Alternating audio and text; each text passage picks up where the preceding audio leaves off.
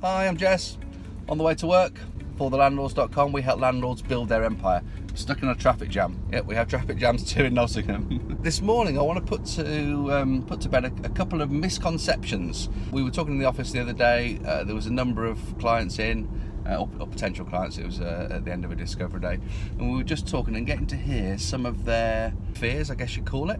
And it just reminded me of the fact that we're based in the Midlands, so we're in Nottingham.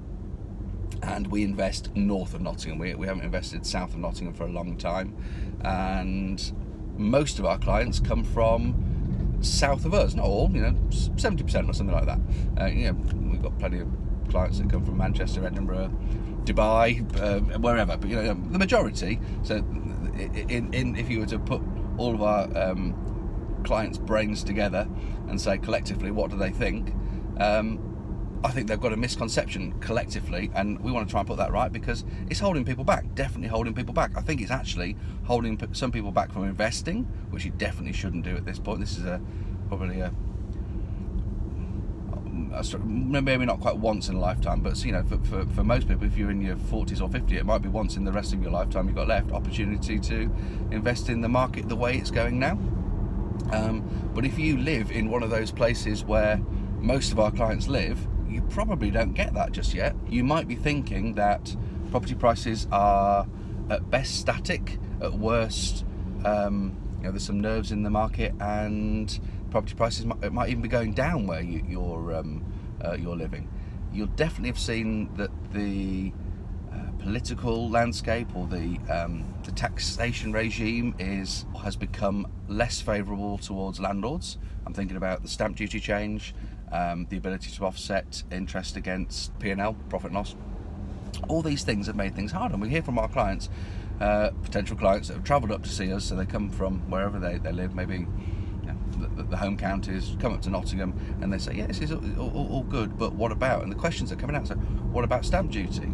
Stamp duty hardly even affected us. So if you don't know, you now have to pay 3% more stamp duty as a landlord, as a second homeowner, than if you bought the house yours to live in, principal private residence. Well, that only made 3% difference. Stamp duty is zero up to £125,000. So when you pay 3%, people forget it was 2.5% not long ago anyway. There was no such thing as zero.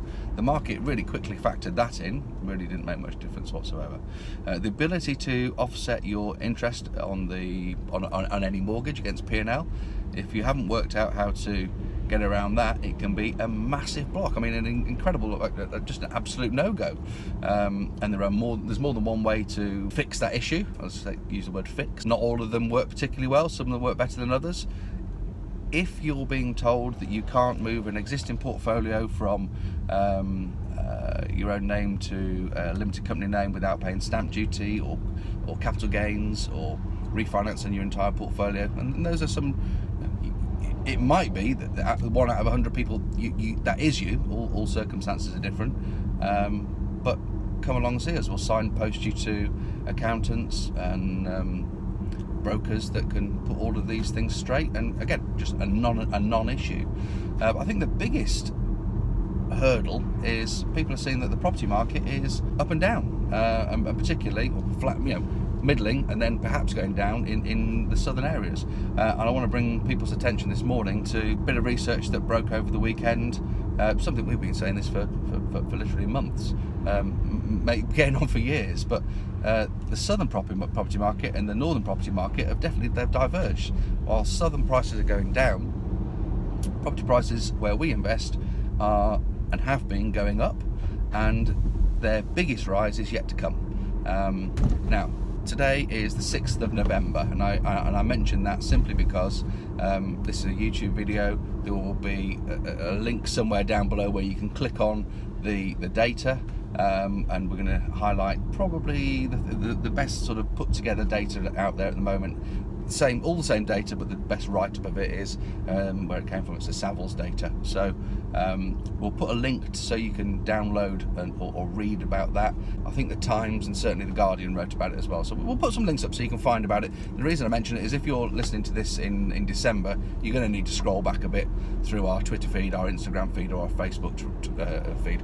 By the way, whenever you want a bit of a a property read or a bit of inspiration, go to our website, scroll all the way down to the bottom. There's all of our feeds forever.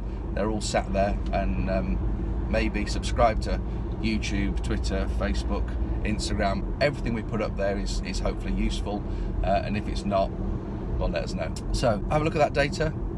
I think it's really clear to me. Property prices in the areas we invest are skyrocketing, and there's no two ways about it. They are set for a massive growth. We always buy value and add value. There's a lot of talk at the moment about Brexit and maybe staying out of the market until that's resolved, and I think maybe that's one of the reasons why maybe some of the southern property markets are bouncing along a little bit, maybe even going down. We're just in a completely different world up here. We buy value, we add value, we're building a margin anyway. You don't have to be worried about getting into the market or thinking about those macroeconomic issues. If your investing is basing the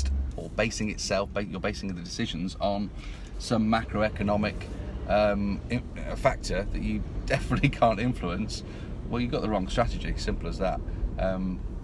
I've never believed in investing to try and time a market or anything like that. We just buy a property cheap, we add some value, we've got our own inbuilt buffer there. I extract as much money as we possibly can out after a refinance or on a refinance. Thereafter, the property makes money every single month, so we can hold it forever. And my plan is to hold it forever. I'm going to take these properties to the grave and live on the capital growth over time, periodically, but also having built up a very nice, steady monthly income based on a portfolio as well. We can do it for anybody. So next steps for you guys, get in touch. I happen to know that this morning, this will do you absolutely no good whatsoever if you're watching this in December, but I happen to know that on the 6th of November the guys brought in 15 single let properties yesterday. One person selling off a lot of landlords getting out of the business, retiring effectively, and we are saying to landlords we will repurpose those properties and put them with new landlords. That's one of the businesses we're in at the moment. So get in touch. One of those could be for you. I know Adam will be sat in the office furiously trying to allocate that. That's a lot for us. That's a big bulk. It will probably take him a week or so to allocate all those properties, and he'll do a lot of ringing around. Normally he'd only allocate maybe 2 or 3 a week. 15 is it's going to be busy. So yeah, so it's the 6th. The next step for somebody could be pick up the phone, buy a house today. Probably not for you guys, but more realistically, the next step would be to get in touch, email, phone, go on the website. We've got an all-in-one page where you can get in touch for any reason on that contact page. Then come and see us. We run a monthly discovery day where we answer all your questions. Come along, see us, and we'll answer all your questions. From there, it's very common that we see somebody on one discovery day in one month, and the next month we'll have bought them a house, started a renovation, and they're on their way to building their empire. So, could be you. Get in touch, give us a call. Have a nice day. Houses, high yielding properties. Clients come to us, they've got capital to deploy, they're almost always looking for cash flow. So that's not the point, that's background. Where we are, have great yield, so it's natural that people focus in on that.